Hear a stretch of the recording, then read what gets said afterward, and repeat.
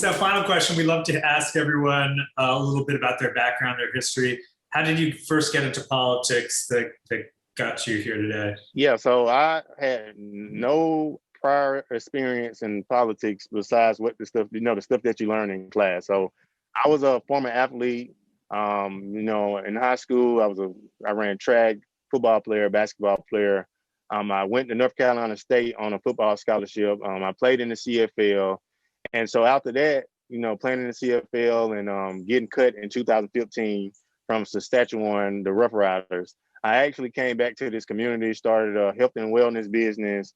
I'm a founder of a nonprofit, which is a community center in an impoverished neighborhood. And so through kind of like a situation with the community center around zoning and a planning commission and just kind of understanding the workings of the city, I wanted to put myself as a millennial, a young person in a position to help people and to be a forward thinker, because we don't have a lot of people that kind of think outside of the box in this area.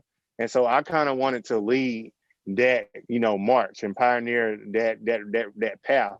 So I decided to run. And so it was not necessarily easy run, but it was more of a calling, because my predecessor actually passed in the seat right when I was kind of interested in running. He passed away, and it opened up the seat for me. I had heavy opposition and a lot of people in my race, but I prevailed in the end. So that's kind of was my story. It was like a need.